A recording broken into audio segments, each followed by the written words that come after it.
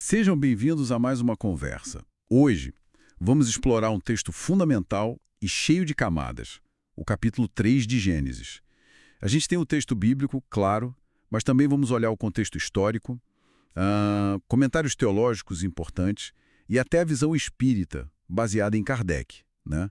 A ideia é tentar desvendar um pouco os significados dessa história da queda. O que aconteceu ali, por que importa e como diferentes tradições leem isso. Tipo a origem do bem e do mal, as consequências, as promessas. Bom, vamos lá. O cenário é o jardim, né? Com aquelas duas árvores bem simbólicas. A da vida e a do conhecimento do bem e do mal. E a regra era clara, não comer da árvore do conhecimento. Senão, morte. Aí entra a serpente. O texto diz que ela era sagaz, bem astuta. E é interessante porque a serpente naquela época tinha vários significados, né? Vida, sabedoria, mas também caos. E a forma como ela age é muito estratégica. Ela não chega acusando, ela começa sutil, né? É assim mesmo que Deus disse. Quase um boato. Depois ela distorce a ordem. Faz parecer que Deus proibiu tudo, o que não era verdade. E aí vem a negação direta. Não, vocês não vão morrer. E o ataque final. Deus estaria com inveja. Não quer que vocês sejam como ele. Astuta mesmo. Já a visão espírita, olha, traz outra perspectiva. A serpente talvez não seja um ser externo, mas um símbolo.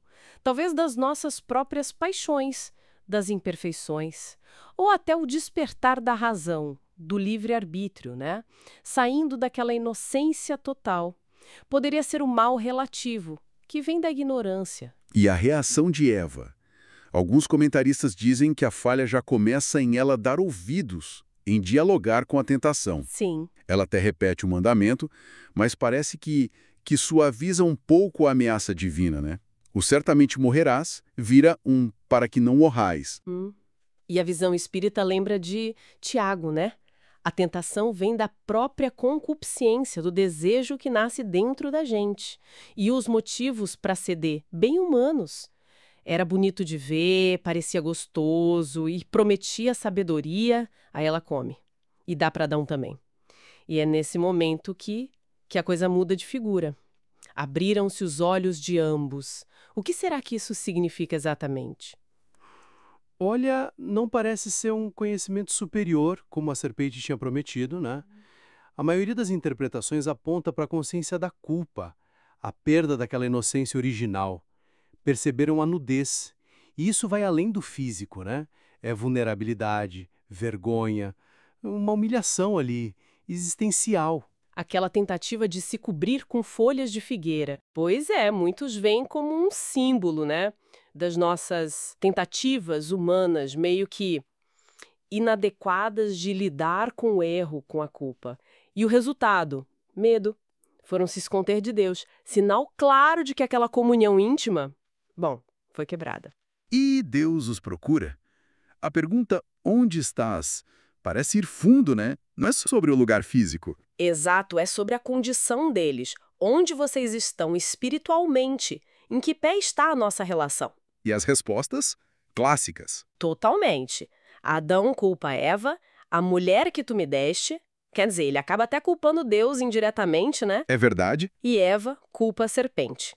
É impressionante como a gente vê esse padrão, né? A dificuldade de assumir a própria responsabilidade. Isso bate de frente com a visão espírita que enfatiza muito a responsabilidade individual ligada ao livre-arbítrio. A escolha foi deles. Aí vem as sentenças. As consequências. A serpente é amaldiçoada, vai rastejar, comer pó. Inimizade com a mulher, a sua descendência. A mulher. Dores de parto multiplicadas, desejo pelo marido, mas também uma relação de domínio, que muitos veem como consequência da queda, não um plano original. E o homem? O solo é amaldiçoado por causa dele. Trabalho duro, com suor, espinhos, até voltar ao pó de onde veio. Mas o fascinante para mim é que no meio disso tudo, ali em Gênesis 3,15, tem o que chamam de proto-evangelho. a primeira faísca de esperança. A interpretação cristã mais tradicional vê ali a promessa, né, que um descendente da mulher, identificado depois com Cristo, ia esmagar a cabeça da serpente, do mal, de Satanás. Mesmo que ele fosse ferido no processo, o ferir o calcanhar.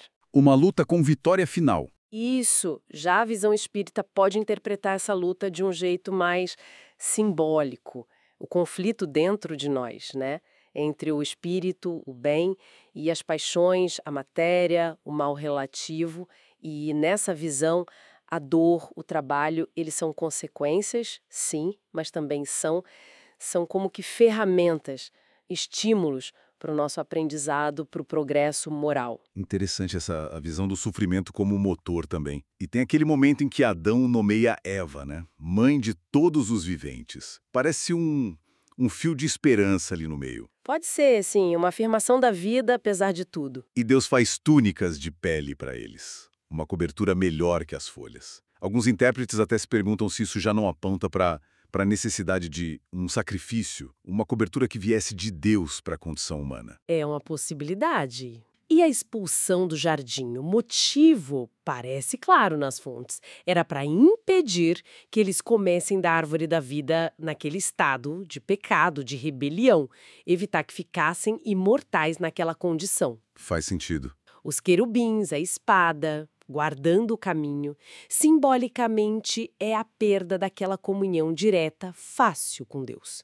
E claro, historicamente fica a curiosidade, né?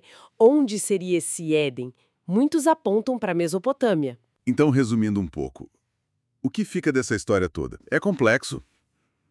Tem a ideia do pecado original, da alienação de Deus, que é muito forte em várias tradições. Sim. Mas quase que imediatamente surge a esperança da redenção, com o proto-evangelho, e a visão espírita, que oferece essa outra leitura. O mal, não como algo absoluto, mas como ausência do bem, algo temporário, parte de uma jornada evolutiva longa, onde até o sofrimento tem um papel de ensinar, de impulsionar para frente. Exatamente, fica muito claro como esse texto é rico, né, profundo, e continua provocando debate, reflexão em tantas tradições diferentes até hoje. Sem dúvida. E talvez a pergunta que fica para a gente pensar é, com todas essas lentes, a literal, a simbólica, a teológica, a filosófica, como é que essa história tão antiga sobre escolha, sobre conhecimento, consequência e esperança, como ela ainda conversa com a nossa vida, com os nossos dilemas morais hoje em dia? Bom, agradecemos a companhia nessa exploração. Até a próxima. E se você gostou, não esqueça de se inscrever no canal NEP Apóstolo João, acione as notificações para não perder nenhum vídeo e não deixe de curtir este vídeo.